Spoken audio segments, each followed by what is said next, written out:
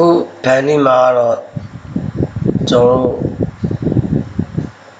နောက်ကွန်ပိတ်စခင်းမြေတိုင်းကပြီးတော့ကွန်ပိတ်မြေပုံရေးဆွဲတဲ့ပုံစံကိုကျွန်တော်တို့ကွန်ပိတ်မြေပုံရေးဆွဲနည်းကိုပြုလုပ်မှာဖြစ်ပါတယ်ကွန်မာရှင်းတိုးတဲ့ဝင်မယ်ကျွန်တော်ကိုလေးနဲ့ကျွန်တော်တို့အင်လုံးကလုံးဘယ်ရင်းနဲ့သွားပြီးမှစတီရှင်လေးနဲ့ point ကို map ပြီးလုံးမှာမဟုတ်ပါဘူးအခုတော့ကိုယ်ပိုင်ဖန်တီးထားတဲ့ကျွန်တော်တို့ forest boundary tool နဲ့လောက်ပါဖြစ်ပါတယ်။ကဲကျွန်တော် conversion tool ကိုသွားမယ် frame clear သွားမယ်အဲ့မှာကျွန်တော်တို့ polygon ပေါ့နော် Google ကနေ polygon ကိုစခင်း area ကိုရေးဆွဲပြီးမှကျွန်တော်တို့ desktop မှာထားတာပေါ့နော်အဲ့ဒါကိုကျွန်တော်တို့က adjective ကိုထည့်မယ်ဒါကတော့ကျွန်တော်တို့လူတိုင်းဒီပါလုပ်တတ်ပါတယ်လို့ကျွန်တော်တို့ထင်ပါတယ်လူတိုင်းလုပ်နိုင်လိမ့်မယ်လို့လည်းယူဆပါတယ်ကျွန်တော်80 AC ဆိုရေးထားပါအမည်ပေးထားတယ်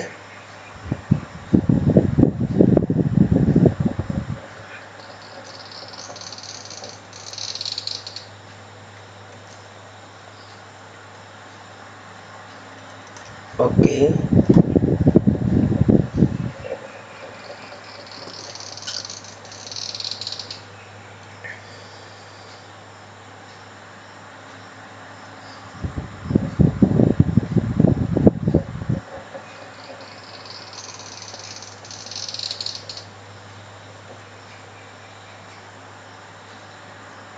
ခဏဆောင်ပါနော်ဒါအားကြောင့်အောက်ချိန်မှာဒီမှာ run နေပါတယ်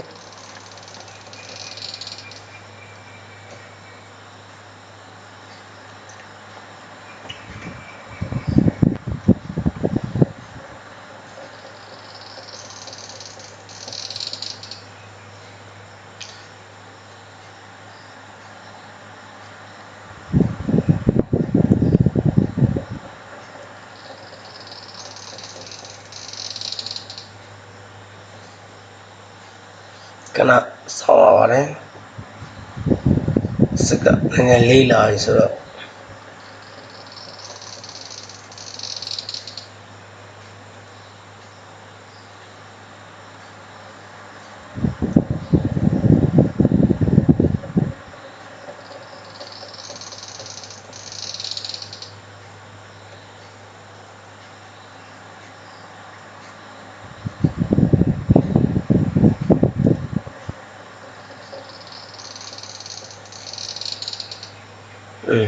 တက်လာပါ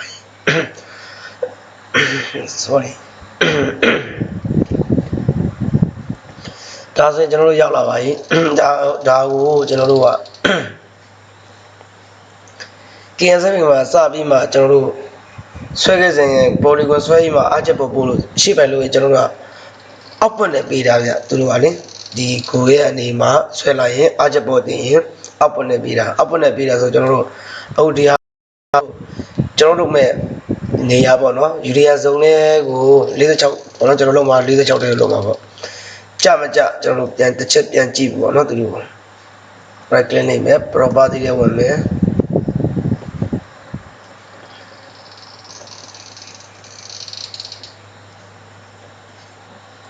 ကျွန်တော်တို့ဆိုကျိုးဆိုတာလေးနေမယ်အဲ့မှာကျွန်တော်တို့ကြည့်မယ်ကျွန်တော်တို့ဒါမှကျွန်တော်တို့ကဒီမှာပေးထားတယ်တော့ coordinate system ကိုကျွန်တော်တို့က coordinate system နဲ့ပေးထားမယ်လေတော့ GCS Dology 1980လေးဆိုတော့ကျွန်တော်တို့ယူ SCC ပုံစံမျိုးပေါ့နော်အဲ့ဒါနဲ့ပေးတာကျွန်တော်တို့လိုချင်တာယူရီယန်ဟိုလိုချင်တာDology 1980လေးကိုကျွန်တော်မလိုချင်ဘူးယူရီယန်ဇုံကိုလိုချင်တာဖြစ်တဲ့အတွက်ကျွန်တော်တို့အမှန်တော့ GCS ဆိုတဲ့အဓိပ္ပာယ်ရတယ်ကျွန်တော်တို့ဒီမှာကျွန်တော်ပြမယ်နော်ကျွန်တော် sorry မရဘူးကျွန်တော်ပြပါမယ်နော် GCS အဲ့လေးမှတ်ထားပေးပါပြီးရင်ကျွန်တော်ကဒီမှာsorry ကျမရှင်းနေတယ် sorry ဒီတဲ့ဟုတ်ဘူးနော်ကျွန်တော်လေတာလေးကိုသွားရမှာ sorry မိသွားတော့ပါ property တွေကိုမှာ leader တွေကို property မှာကျွန်တော်တို့ဒီမှာ GCS ဆိုတာကျွန်တော်တို့ graphic coordinate system ကိုသူကပေးထားတယ်ကျွန်တော်တို့လိုချင်တာက project coordinate system PACS ရဲ့အတူက PCS ဆိုတာလေကျွန်တော်တို့ project coordinate system ကိုကျွန်တော်လိုချင်တာသူတို့ပေးထားတာက GCS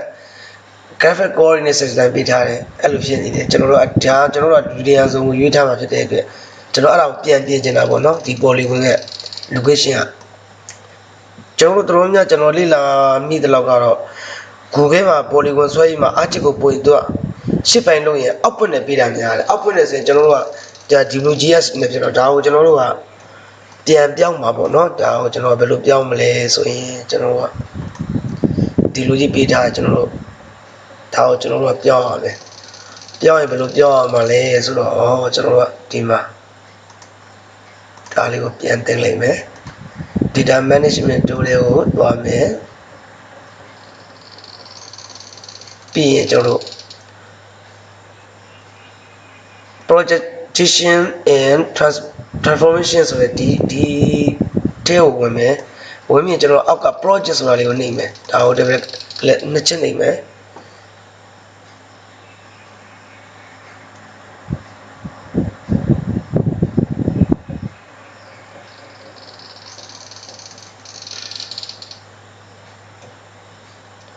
မကြောက်လား okay ကြာလာပြီဒါဆိုကျွန်တော်တို့ကဒီမှာ input ကိုပါထားမှလဲဆိုတော့ကျွန်တော်တို့က polygon ထားမယ် polygon ထားမယ်ပြီးရင်ကျွန်တော်တို့က WG ကဒါကိုကျွန်တော်စိတ်မဲ့နေရပါတော့ ship file လုံးမဲ့နေရကျွန်တော်ကဘယ်နာထားမလဲဆိုတော့ဘယ်ထဲကိုထားမလဲဆိုတော့ဒီထဲမှာပဲထားလိုက်မယ်เนาะကျွန်တော်ဒီထဲကိုကျွန်တော်ဘယ်လိုပေးရမလဲဆိုတော့ဒီထဲမှာပဲ training ထဲမှာပဲထားမယ်ဒီထဲမှာကျွန်တော်က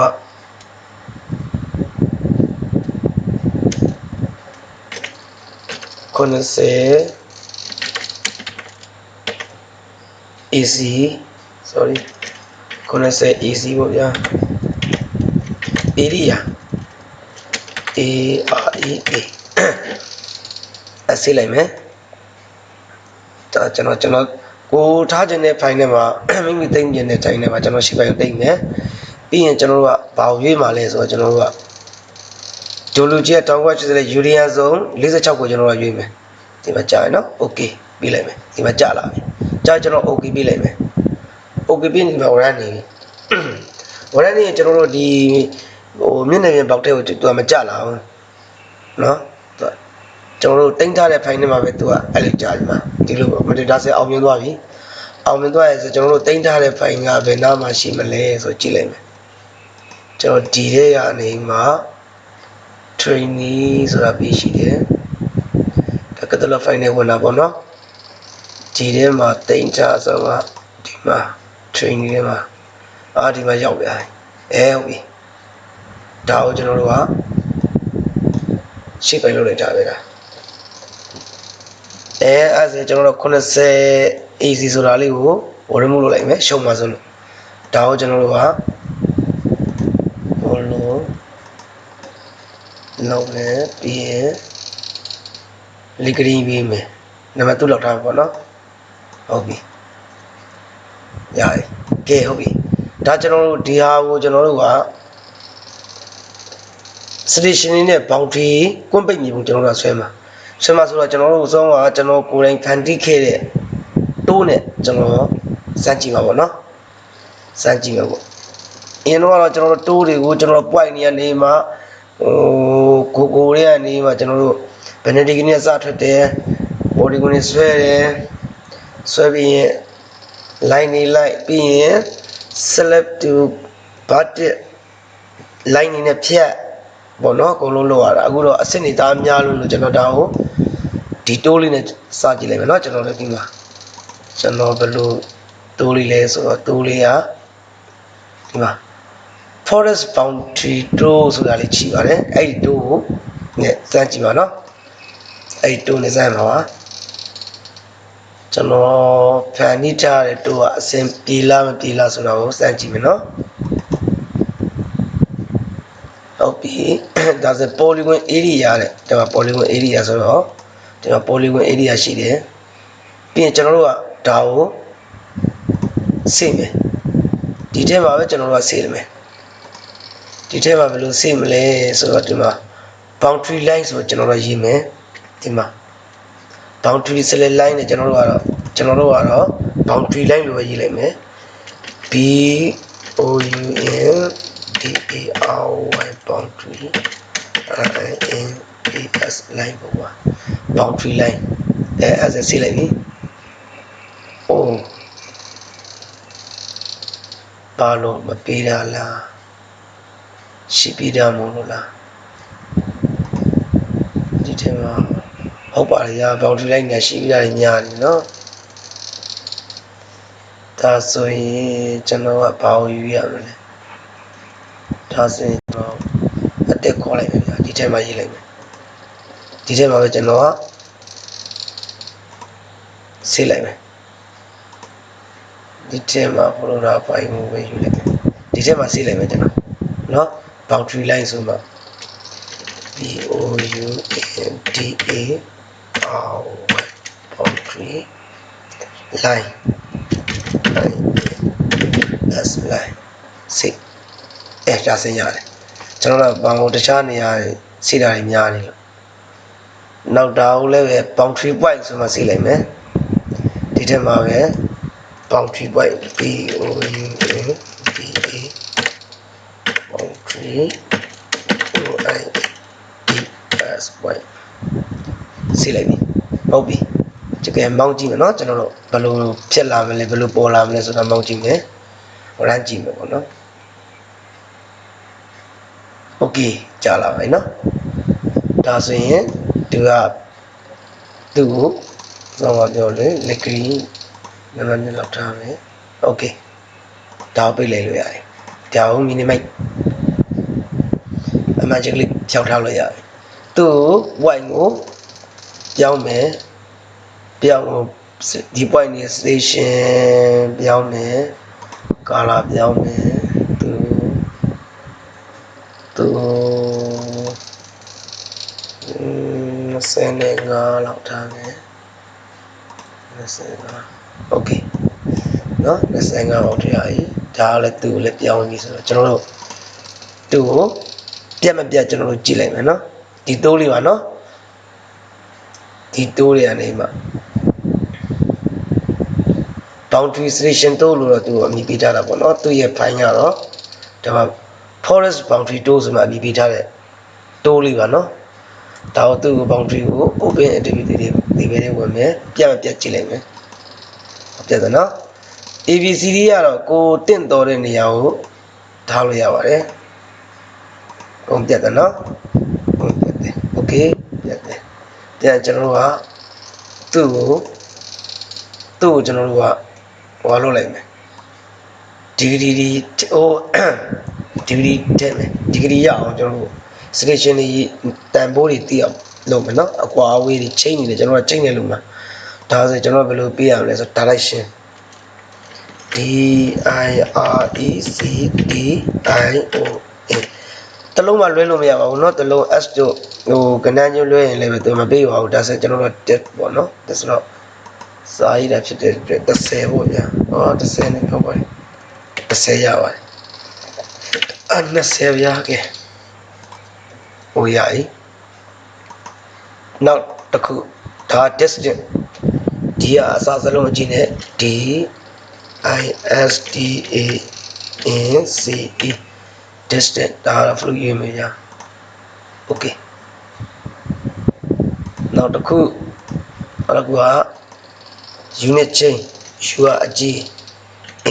I T ရဲ့ရှေ့ပိုင်းတုံးရဲ့ CH ရဲ့ဒါ C နဲ့ H နဲ့ဒါလည်း flu ပဲဒါလည်းဒါလေးကိုရွေးလိုက်ပါ flu ပဲရွေးမယ် okay ပေါ့ရတယ်ဒါဆိုရင်ကျွန်တော်တို့က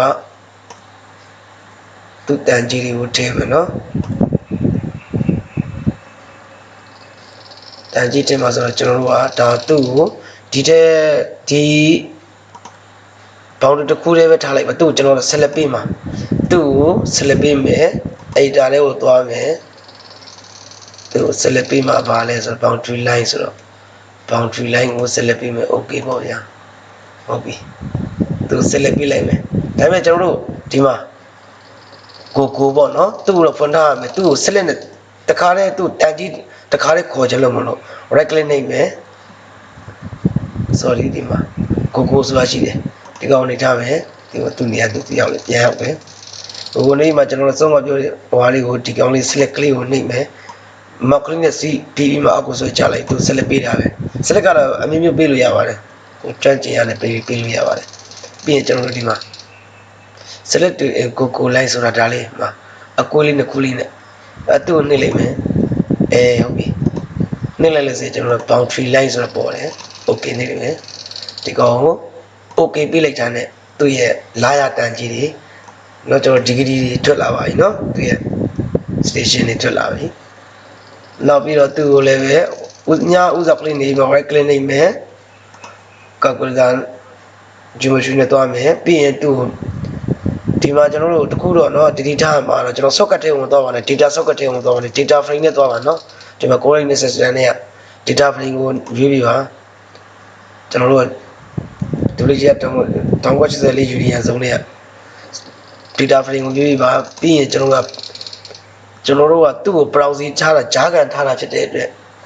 သူ့မီတာကိုပေးပြောင်းမယ်ကျွန်တော်တို့က okay ဒါဘာမှလုပ်စရာမလိုပါဘူးပြီးရင်သူ့ကို unit chain ကိုလည်းပဲဒီမှာ fit calculator ဒါဒီမှာ calculator ပုံစံလေးရှိပါတယ်အဲ့ဒါလေးနဲ့နေလိုက်မယ်ပြီးရင်ကျွန်တော်တို့ကအကွာအဝေးလိုချင်တာဖြစ်တဲ့အတွက်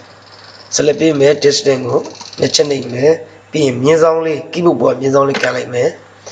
ပြီးရင်တစ်ချိန်မှာ66ပဲရှိတာဖြစ်တဲ့အတွက်66ဒါဆိုကျွန်တော်တို့ဒါကိုပေးထားတာเนาะဒါကြောင့်ဒီကောင်ကို distance ကိုပေးထားတာပါ66ဆိုတော့ကျွန်တော် okay ပေါ့ဗျာokay ဒီမှာရောက်လာပြီเนาะဒါဆိုကျွန်တော် right click နေမယ် property တွေတွားမယ်ဒီက number exactly နေရာကိုဝင်မယ်ဒီမှာ number 6ပေါ်နေတယ်ကျွန်တော်ကဒါမှမဟုတ်နောက်မှာကျွန်တော်တလုံးမယူမှာဖြစ်တဲ့အတွက်တစ်ပေါ်ဗျာ1ပေါ် okay အဲ့ဒါရပြီ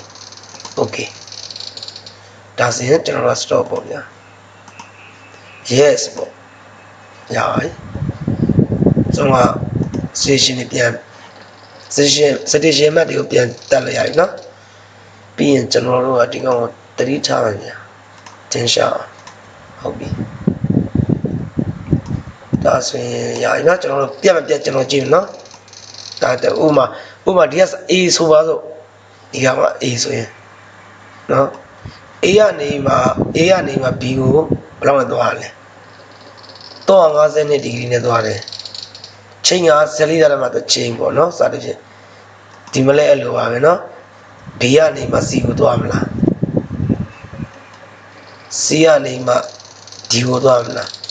D ကနေ E ကိုဘယ်လောက်ထွက်တယ်ဘယ်လောက်တန်ကြီးထွက်တယ် E ကနေ F ကိုဘယ်လောက်ထွက်တယ် F ကနေမှ G ကိုဘယ်လောက်ထွက်တယ်စသဖြင့်ပေါ့เนาะ G ကနေမှ A ကိုဘယ်လောက်ထွက်တယ်ဒါကျွန်တော်တို့ဒီလိုသွားမှာပေါ့เนาะဘာမှဆိုတော့ကျွန်တော် level ရေးရမယ်မှာ level ရေးရမယ် level ရေးရမှာဆိုတော့ boundary ကို right click နှိပ်မယ် property တွေသွားမယ်မ level နော်ဟုတ်ပြီ level လေးကိုဒီမှာ level feature လေးကိုအမှန်ချက်ပေးမယ်ပြီးရင်ဘာမှမရေးရင်လည်းရပါเนาะဘာမှမရေးခင်လည်းရတယ်ကျွန်တော်တို့ကဟိုရောက်မှပြင်လို့ရတယ် expansion box ထဲမှာပြင်လို့ရတယ်ဒီကောင်ဖြစ်လိုက်ပေါ့เนาะဘာမှမရေးကျွန်တော်တို့ကဘာလို့အဲ့ဒီစာသားလေးကိုရေးလိုက်ကြရင်တော့အားလုံး okay လေဗျ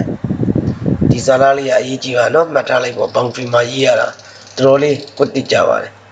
ပြီးရင်ကျွန်တော်တို့က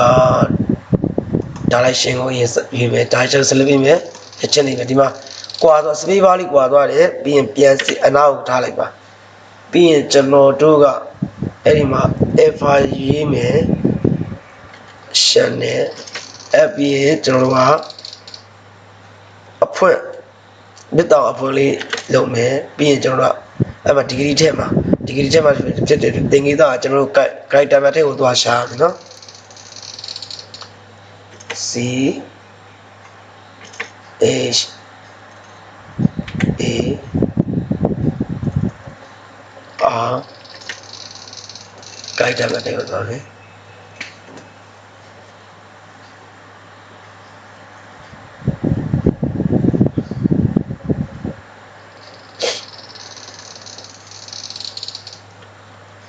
ဟုတ်ပြီဒီမှာ AI ဒီကောင်းရင်ကိုဘေးလေးကိုကြာမယ်ဒီသူ့ထဲမှာပဲသူ့ဘောက်ထဲမှာပဲအသားလေးအောက်ကိုဆွဲကြတယ်ဒီမှာတည်ကျွန်တော်ဒီဂရီတင်ကြီးသားလေးလိုချင်လို့ okay ဆက်လက်ပေးမယ်ဒီမှာကာစာချမယ်ကွန်ထိုးဘူးအပြင်မြစ်တောင်အပိတ်အဲ့ဒါပြီးရင်ကျွန်တော်တို့ alpha လေးကန်မယ်ပြင်စာရေးမယ်စာ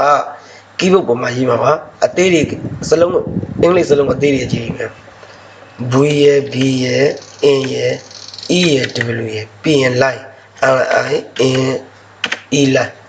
အဲ့ဒါပြီးရင်ကျွန်တော်တို့ alpha ပြန်ခံမယ် alpha ကျွန်တော်လိုချင်တာက disk နဲ့ page နဲ့မသွားချင်ဘူးကျွန်တော်ချိန်နဲ့သွားကြတာဖြစ်တဲ့အတွက်ချိန်ကိုတက်လိုက်မယ်ဟုတ်ပြီအဲ့မှာ space bar လေးပြန်ကန်မယ်အဲ့မှာလည်း alpha ပြန်ခံမယ်ပြီးရင်မြစ်တောင်အဖွင့်လေးပြန်ခံမယ်sorry မြစ်တောင်အဖွင့်လေးပြန်ခံမယ်စပီးပါတစ်ပါးပို့လိုက်မယ်ပြီးရင် C8 ဆိုတာအသေးလေးရေးလိုက်မယ်ပြီးရင်မြစ်တောင်ပိတ်မယ်ဟုတ်ပြီ B5 နဲ့စမ်းကြည့်လိုက်မယ်နော် okay ဒီမှာ181ဒီဂရီစနစ်သားမှာ2ချိန်နဲ့ okay okay ဒါကျွန်တော်တို့ကဘယ်လောက်ထားမလဲဆိုတော့ဆက်လေးလောက်ထားရအောင်မြင်အောင် apply ထားမယ် okay ဒီမှာကြာလာပြီဒါကိုကျွန်တော်တို့ကနေရာပြင်မယ်နေရာပြင်မယ်တဲ့သူ့ကို line ကြပါတော့ကျွန်တော်တို့က placement property နဲ့သွားမယ်အဲ့ဒီမှာကျွန်တော်တို့က on the line ကိုယူမယ်ဒီကောင်ကိုနှစ်တောင်ပေးလိုက်မယ် place 1 level perfect ကိုယူမယ် okay ပြီးမယ်ပိုင်းတစ်ချိန်နေလိုက်မယ်ကြာလာပြီကြာလာပြီဆိုတော့လည်းကတ်လွင်းနေနော်ကတ်လွင်းတာဖြစ်တဲ့အတွက်နောက်ကစံပူလာကြီးတွေကိုနှိမ့်မယ်ခဏစောင့်မယ်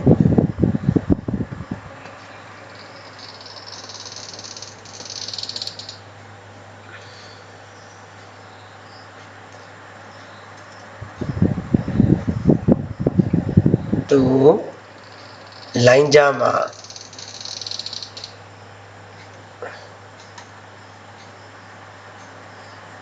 သူတို့ line ကြမှာအကွာဝေးလေးဆင်ပြအောင်เนาะဒါကျွန်တော်တို့ general နဲ့ဝင်မယ် general နှိပ်မယ် general နှိပ်ကြမလို့ original ပါပြီးသားပါပေးထားပြီးသားပါ general ကိုနှိပ်မယ်ပေါ့နော်အပြင်ကျွန်တော်တို့က h ရဲ့ offset ကိုကျွန်တော်တို့ကဘယ်လောက်ထားမှာလဲဆိုတော့3ထားမယ် y ရဲ့ offset ကို -2 ထားမယ်အဲ့ဒါဆိုတော့ကျွန်တော်ညှိမယ် okay okay ပြန် apply နည်းနည်းလေးကွာသွားပြီเนาะကျွန်တော်က okay ဒါပါညာကဲဟုတ်ပြီ okay ရပြီဒါပဲညာကျွန်တော်တို့ ABC ရ CD ရတော့ကိုကျွန်တော်တော့မတတ်တော့ဘူးเนาะကို ABC ရတော့ကိုတင်တော်တဲ့နေရာတက်လိုက်ရတာပေါ့ဒါမှကျွန်တော်တို့ကဘယ်လိုလုပ်မှလဲဆိုတော့ကျွန်တော်ပြတယ်သူတို့ကကျွန်တော်အစားအဆုံးပဲပြလိုက်ပြီးလိုက်တယ်နော်ဒီကောင်ကိုခဏဖြုတ်ပြီးလိုက်တယ်နော်ဒီမှာနော် forest boundary တိုးနေလောက်ထားပါနော်ဒါကတော့သူ့ရဲ့တိုးလေးရတော့ boundary station 2ပေါ့နော်ခဏပေးလိုက်ပြီညင်ဝင်ကြအောင် okay ရသွားပြီနော်ဒါကျွန်တော်ကအမှန်တော့ကျွန်တော်ကစာရုပ်ကလေးနဲ့တခြားအဲ့မှာကျွန်တော်ရေးပြရမှာနော်မြင်တော့ဒါကျွန်တော်ဒီခဏလေးပါပဲမကြပါဘူးဒီတူတော့ကျွန်တော်လုတ်တော့နိုင်တနိုင်လောက်ကြာတယ်ရင်းတော့ကိုလေးနဲ့အခုကိုပေါက်ထဲကနေမှကျွန်တော်ရလိုက်ရဒီထဲကနေမှသွားရတာလေပါရဒီထဲကနေသွားရတာကျွန်တော်ဘေးကိုသွားဒီမှာပြန်ရိုက်နေအများကြီးပေါ့နော်လောက်ရတာလေစင်နေရအခုကတခါလဲကိုကြီးကနေမှဆွဲလာတယ်ဟုတ်တခါလဲ လုပ်လိုက်တာပေါ့နော်ပြန်လို့ဖန်တီးလိုက်တာပေါ့ဒါဆိုရင်ကျွန်တော်ကဘာလို့ရမှာလဲဆိုတော့ပြကြတယ်ဆိုတော့ကဲပြမယ်နော်စမ်းကြည့်လိုက်မယ်ကျွန်တော်တို့ဒီကျွန်တော်ဆွဲထားတဲ့မြေပုံကမှန်မှန်ကျွန်တော်တို့ကွန်ပျူတာမြေပုံမှာကျွန်တော်တို့ခြားနာချက်နဲ့လောက်ရမှာကျွန်တော်တို့ကဒါခြားနာချက်လောက်မှာဖြစ်တဲ့အတွက်ကျွန်တော်တို့စင်သူကို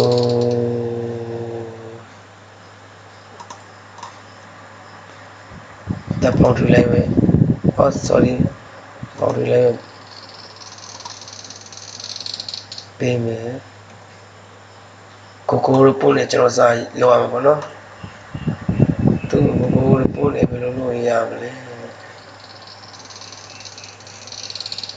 ကဲဟုတ်ပြီကျွန်တော်ကဲအဲ့ဒီမလုပ်ခင်ကျွန်တော်အင်းတော့ပြမလို့ဒါသူ့ရဲ့လှုပ်ဆောင်ချက်ကျွန်တော်တို့ format ပေါ့နော်ပုံတင်နည်းပေါ့ကျွန်တော်ဖန်တီးထားတဲ့ပုံတင်နည်းကဘာလဲဆိုရင်ကျွန်တော်ကဒီထက်မှရှိလားရှိတယ်ဒီမှာကျွန်တော်ပြလိုက်ပါနော်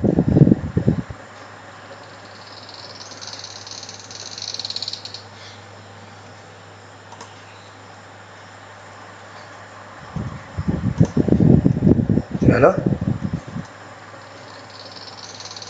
ဘယ်ရင်ငိုးတဲ့ကျွန်တော်တို့နိုင်လက်တန်သွားတဲ့ကဲတော့နိုင်လက်တန်လက်နေတဲ့ကဲတော့ပေါ့နော်ဒီနေ့သွားနေတဲ့ကဲတော့သွားနေတဲ့ကဲတော့သွားရင်တဲ့သွားလျင်နောက်ဘယ်ရင်ကနေမှရှိဘယ်ရင်ကိုနှုတ်ရမယ်တဲ့ကျွန်တော်တို့ကဒီ format ကိုသုံးတယ်အချို့ကျွန်တော်တို့ကြာအစားလုံးကတော့တင်ခဲ့ကြတော့နိုင်လက်တန်ပြောင်းပြန်ဆိုသုံးခဲ့ကြတယ်ဘယ်လိုပဲသွားပါကျွန်တော်တို့ကဒီဟာကအကုန်လုံးက config ပါတယ်နာရအမှန်ရပါတယ်တောင်းအလုံးပေါင်းခြင်းခြားနာခြင်းကကိုက်ညီဖို့ကြည့်ပါတယ်ဘလို့ဖြစ်ကိုက်ညီပါတယ်တစ်ဖက်ကိုက်ညီတယ်ဟိုဘက်ဒီနှစ်ဖက်စလုံးကိုက်ညီတယ်အဲ့ဒါဟိုကျွန်တော်ကဒီဟာမက်ကလေးကဒါလေးပါဘယ်ရင်ကိုနိုင်လက်သွားတဲ့ကိလို့သွားလို့လေနောက်ဘယ်ရက်တည်ရှိကိုနှုတ်တယ်ဒီကောင်ကြတော့ဘယ်ရင်ကနိုင်ပြောင်းပြန်စီရင်ရှိတဲ့ဒီနောက်ကိုနှုတ်တာဟိုကကြတော့နောက်ထပ်တည်ရှိနှုတ်တာဘယ်လိုပေါ့နော်ဒါလေးကကျွန်တော်ကဒါဥသောမနှုတ်ပါကျွန်တော်နောက်ထပ်ကနေမှနောက်ပဲတဲ့ရှိရတယ်နှုတ်မှာဒါလေးရနော်ဒါကအခုကျွန်တော်ဒါဒီဟာကို A ပဲထားလိုက်ပါဆိုပါစို့နော်ဒီတောင်းလေးကို A လေးပဲသဘောထားလိုက်ပါစို့အခုကျွန်တော်ပြထားတဲ့နေရာလေးကို A တောင်းလို့သဘောထားမယ်နော်ကဲတိုင်းစမ်းကြည့်မယ်ကျွန်တော်တော့နောက်ထပ်ကနိုင်လက်တန်သွားတဲ့ကဲလို့သွားမှာဖြစ်တဲ့အတွက်ကျွန်တော်နောက်ထပ်ကနေမှရှေ့ကိုနှုတ်မယ်တစ်ညတဲ့နောက်ထပ်ကနေမှရှေ့ကိုနှုတ်မှာဒါဆက်လိုက်ပြအောင်ကျွန်တော်ဒီမှာအမှန်ချက်လေးပို့ပြလိုက်နော်အမှန်ချက်လေးချက်ပေးတာကအစင်းလိုက်ဖြစ်သွားအောင်လို့ပါတစ်ညတက်ထဲကနေမှဒီဂရီကနေမှ352ဒီဂရီကိုနှုတ်မရဘူးဆိုတော့တစ်ညတက်ဒီဂရီအပေါင်းဘယ်လောက်လဲ360ပေါင်းတော့46တက်ရတယ်461ထဲကနေမှရှိက352ကိုနှုတ်မယ်352 139ဒီဂရီရတယ်A တော့က139ဒီဂရီဟုတ်ပြီ A တော့ကတစ်ခါလေးရေးနေကြ sorry ဗျာ sorry ဗျာ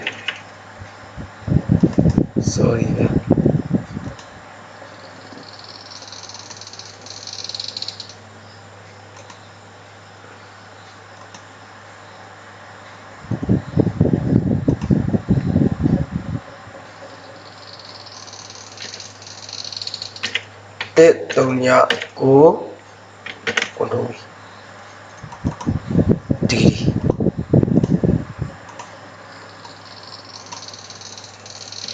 Control C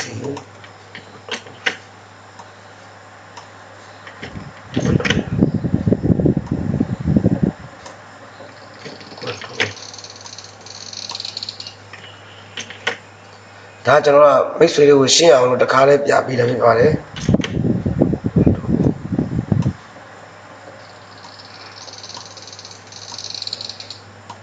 control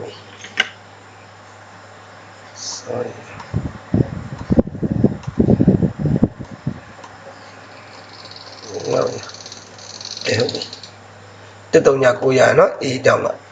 ဒါ A တောင်ပေါ့ဗျာဒါကို A ပေါ့ဗျာ A တောင်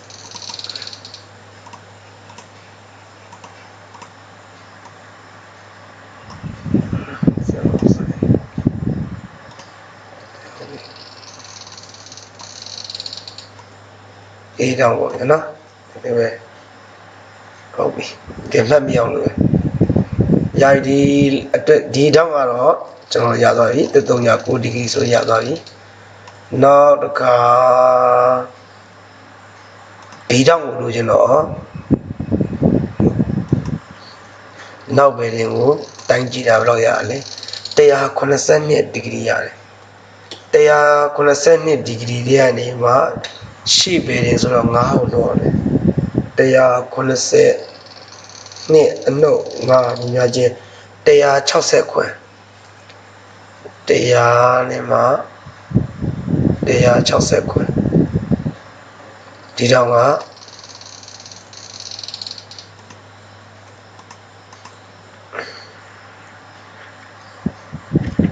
160ခွဲဒီဂရီရတယ်ဟုတ်ပြီတော့ပြီနောက်တစ်ခုကအဲ့လိုပဲပြန်လို့နောက်ပဲနေကို C ကနေမှ B ကိုပြန်တိုင်းမယ်185ဟုတ်ပြီ185ရဲ့ကနေမှရှေ့ပဲတင်ကိုလုပ်မယ်185ရဲ့ကနေမှအနှုတ်89ကိုလုပ်မယ်ညီမချင်း96ဒီဂရီကျန်တယ်ဗျာဒီတော့က96ဒီဂရီ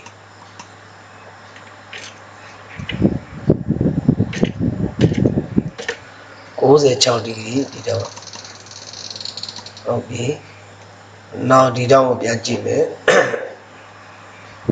ရတိုင်းမယ်ရနေမှာဒီရနေစီကိုပြန်တိုင်းမှာပေါ့နော်269ဒီဂရီ sorry ပါ269ရနေမှာရှေ့က190ကိုနှုတ်မယ်169အနှုတ်190 99ဒီတော့က99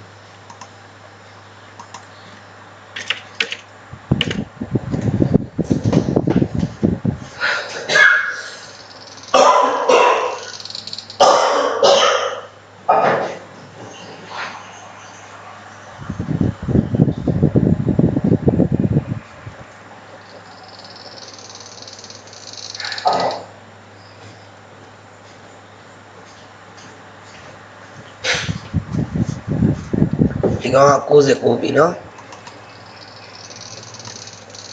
69ရပြီဒီကောင်ပြန်တိုင်းမယ် A B C D လားဟုတ်ပြီ A B C D E E တောင်ကိုလို့ကျွန်တော် E ကနေမှ D ကိုသွားမယ်ဒါဒီချားလေးချိန်ပြီးပါနော်ဟုတ်ပြီအဲ့ကောင်က350ဒီဂရီ350ဒီဂရီကနေမှ sorry အော် sorry ဟော350ရာဒီမှာဒီက235ကိုလုပ်မယ်135ဒီဂရီကျန်တယ်ဒီကောင်က100နဲ့မှ35 135ဒီဂရီဟုတ်ပြီ135ဒီဂရီဟုတ်ပြီသူရပြီဆိုတော့ဒီကောင်ကြမယ် F ရဲ့တောင်းကိုကြည့်မယ်တိုင်းမယ်ဒီကနေမှ F ကနေမှ E ကိုနောက်ပဲကိုပြန်တိုင်းတာ35တွေကနေမှ181ကိုမနှုတ်တော့ဘူးမနှုတ်တော့360နဲ့ပေါင်း35အပေါင်း360 395အနှုတ်395တွေကနေမှ181ကိုလုပ်မယ် အများကြီး214သူက214ဒီဂရီဟုတ်ပြီ214ဒီဂရီရတယ်ပြီးတော့ပြန်တိုက်မယ်သူဒီကနေမှG ရဲ့တောင်းလို့ကျွန်တော်နောက်ကိုပြန်လိုက်မယ်1ဒီဂရီ1ဒီဂရီဆိုတော့1ဒီဂရီကနေမှ281ကိုနှုတ်လို့မရဘူး1နဲ့360နဲ့ပေါင်းမယ်361ထဲကနေမှ281ကိုနှုတ်မယ်281ညာချင်း80ဒီဂရီရတယ်ဒီကတော့ကဒီတော့က80ဒီဂရီဒီတော့က80ဒီဂရီ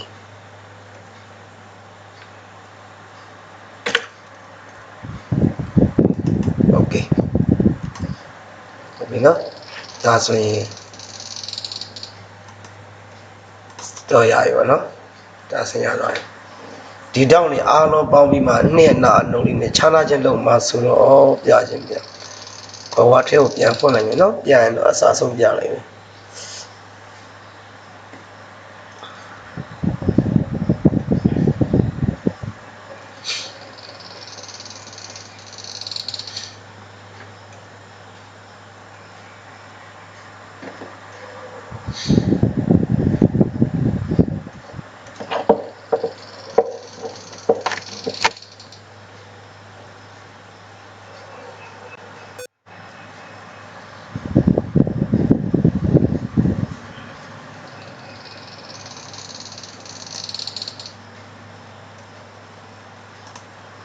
16ထားမယ်ပါ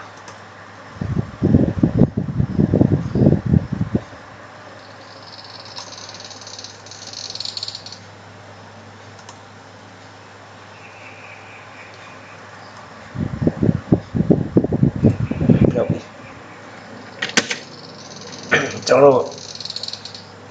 format ကတော့ပုံသင်နည်းကတော့ကျွန်တော်တို့ကွန်ပိတ်မျိုးမှာပုံသင်နည်းကတော့နှစ်အနာအလုံးလေးပေါ့နော်ပြီးတော့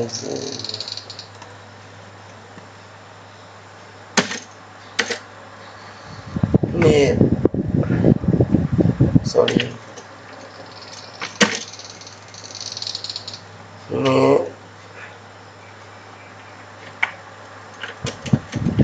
နာအလုံးလေးညာချင်း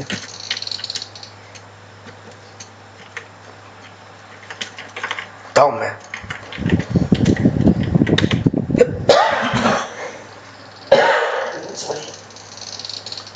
တောင်းမယ်မလို့လဲဆို90ဒီဂရီ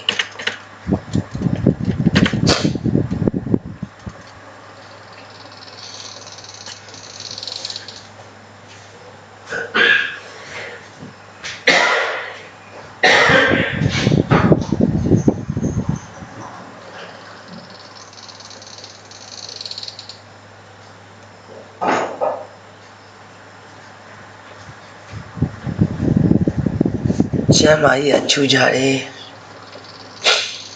တောင်းမှန်90ဒီဂရီဆိုတော့ကျွန်တော်နှစ်အနာဒီမှာစောစောကနှစ်ဟုတ်ပြီကျွန်တော်ကနည်းနည်းလေး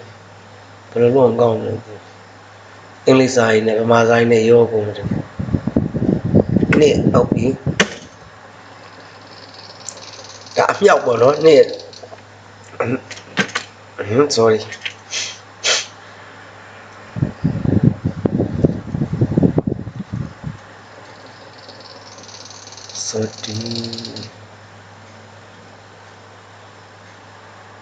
what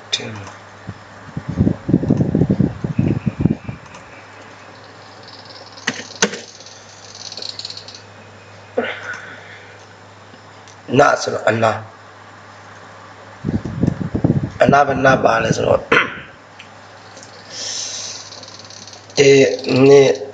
2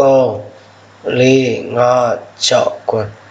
9နာပါတယ်တနာ2နာ3နာ4နာ5နာ6နာ9နာ9နာတောင်း9တောင်းအနာ9နာဟုတ်ပြီအနာ9နာဆိုတော့သူကခွန်ဖို့ပဲဟုတ်ပြီအနုတ်4ပေါ့ဗျာညာချင်း90ပေါ့ဗျာsorry 90မဟုတ်ဘူးအမြောက်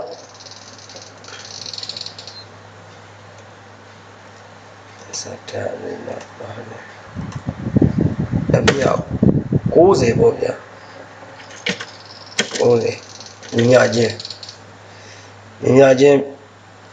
ဆိုတော့ကျွန်တော်တို့ဒီတောင်းနေအားလုံးပေါင်းကြည့်မယ်နော်တောင်းနေအားလုံးပေါင်းတာဘယ်လောက်ရှိလဲဆိုတော့ကျွန်တော်တို့က139အပေါင်း139အပေါင်း16ခွင်16ရဲ့ခွင်ရဲ့အပေါင်းရဲ့96ရဲ့96အပေါင်းsorry 96အပေါင်း99အပေါင်း90တင်လာတော့135 sorry 135အပေါင်း2.4အပေါင်း80စုစုပေါင်းတော့အားလုံး900ရှိတယ်မိတ်ဆွေလည်းပေါင်းကြည့်ပေါ့နော်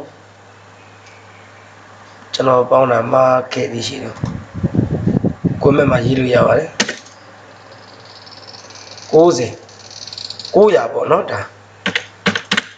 တော့အားလုံးပေါင်းခြင်းဟာ900ဒီဂရီရှိတယ်တော့အားလုံးပေါင်းခြင်း900ကဲတွေ့မယ်ဗျာ9နဲ့9လေး9လေး14ရာ14ဟုတ်ပြီတခုချင်းစီတွေ့လိုက်မယ်နော်ကလေးများလို့4ဟုတ်ပြီဒီမှာအမြောက်ဟုတ်ပြီနော်အပြင်90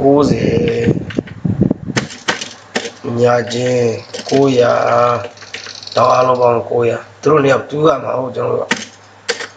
ဟုတ်ပြီ14ရက်နေမှာ14ရက်နေ4ကိုနှုတ်4ရက်နေမှာ14ရက်ဒီမှာ4ကိုနှုတ်တော့30ကျန်မယ်ဟုတ်ပြီ30နဲ့ဟုတ်ပြီဒါကျွန်တော်ဒါဟုတ်ပြီ30နဲ့အမြောက်90ကျွန်တော်ရဲ့ကွန်ဘိတ်ညီဘုံကမှားလားမှန်လားဆိုကျွန်တော်တုံးတက်ကြည့်ရမယ်နော်900ဟုတ်ပြီအဲ့ဒါကောင်းတယ်ဒါလည်း900 30လီ30နဲ့90နဲ့900ဟုတ်ပြီသူကလည်းငါချင်း900ပဲဒါကျွန်တော်ဒါတူတယ်ပေါ့ဗျာဒါဆိုကျွန်တော်တို့ရဲ့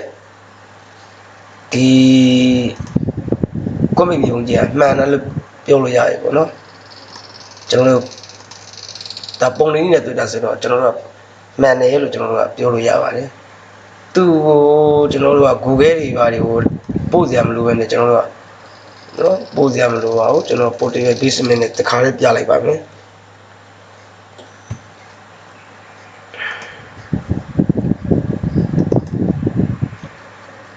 software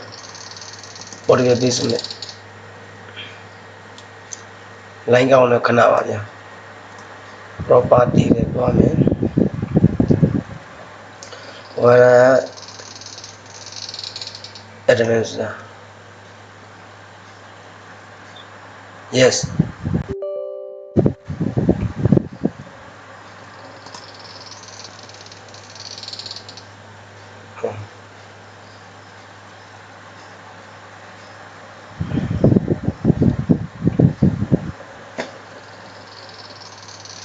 ကျွန်တော်ရဲ့ကွန်ဘိတ်မြေပေါ်ကကျွန်တော်တို့အမှန်တော့ဇရာလေးတွေနဲ့ကျွန်တော်တို့လုပ်ပြရတာပေါ့နော်ဒါကတော့မိတ်ဆွေတို့ဒါဗီဒီယိုဖိုင်နဲ့ပြတာဆိုတော့သဘောလောက်ပဲပြပေးတာဖြစ်ပါတယ်ဒါကျွန်တော်တို့က copy ယူပြီဗျာအားချက်တဲ့သွားမယ်ဗျာ catalog လေးတွားမယ် catalog လေးတွားမယ်ဒီကောင်အဟောင်းဖြစ်မယ်အဟောင်းကြီးဖြစ်နေမယ် yes ဒီကောင်တက်လက်ချက်နေမယ် control V ကဲလေဟာ okay အချင်းလေးကောင်းပါလားဆက်အဲဒီမှာကြာလာဒီကောင်နှစ်ချက်နေမယ်ငါကိုယ်ကရတဲ့ပုံရတယ်ဆွဲချလိုက်မယ်မောက်ကလေးမောက်နဲ့ဖိဆွဲလိုက်အောင်ဟုတ်ပြီကျွန်တော်ဆွဲခဲ့တာလေအဲ့နေရာဆွဲခဲ့တာပဲ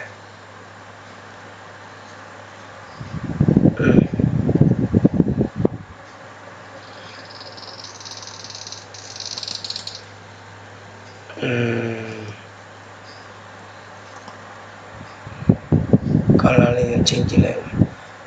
ကာလာချင်းကြည့်လိုက်နော်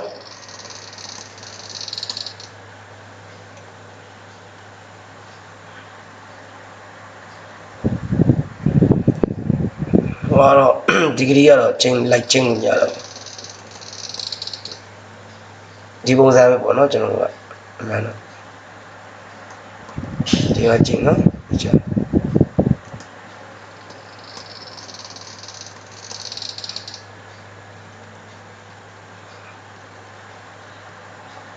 နော်ဒီမှာဒါရေကန်နေမှာဘယ်လောက်ဝေးလဲဆိုရင်73ချင်းလောက်ရှိတယ်ဒီကနေ့ဒီစာနေဒီပါလေးမှာဒီကိုတော့ရင်73ချင်းလောက်ရှိတယ်ဒါ A တော့ကျွန်တော်တို့အမိပေးရ A ကနေမှ G ကို A နဲ့ G နဲ့ဆက်နေကြတာမှ2ချင်းရှိတယ်ဒီမှာနော်တပင်ကြီးဒါတေးပင်ကြီးဖြစ်တော့တယ်မကြီးပဲလို့တေးပင်လို့ပေါ့နော်ထားပါရတယ်ဒါလမ်းလေးပေါ့ဒါကျွန်တော်တို့ Google ကိုပို့စရာမလိုပါဘူးဒါကြောင့်ပို့စရာမလိုဆိုကျွန်တော် Google ကဆွဲလာတာဒါ portable basement နဲ့ပြန်ခိုင်းမှကျွန်တော်တို့ကလုတ်ထားတာဖြစ်တဲ့အတွက်တိကျတယ်လို့ကျွန်တော်တို့ပြောလို့ရတယ်ပြီးတော့လည်းပဲကျွန်တော်တို့ကဒီမျိုးဟာကွန့်ပိတ်မျိုးလားမဟုတ်လားဆိုတော့ကျွန်တော်တို့ကဒီမှာချမ်းသာခြင်းမလဲကျွန်တော်တို့အဆုံးကဒီကနေ့နေဝါကိုလည်းအားလုံးအတွန်းတောင်တွေလည်းပဲလုတ်ထားရတာဆိုတော့နော်ဒီဟာလေးကတဘောကြောက်ကောင်းပါတယ်ပြန်ပြောင်းလိုက်ဦးနော်အဝါအောင်ဆိုတော့ Google မှာတော့အဆင်ပြေ Okay ဒါရရ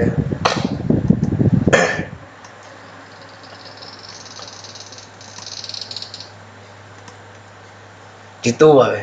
ဂျာလီနဲ့အဆင်ပြေပါတယ်တော်တော်လေးခဏလေးနဲ့ပြီးတာကျွန်တော်စာရေးတာတွေ့ကြတာလောက်ပဲကြာတာပါကျေးဇူးတင်ပါတယ်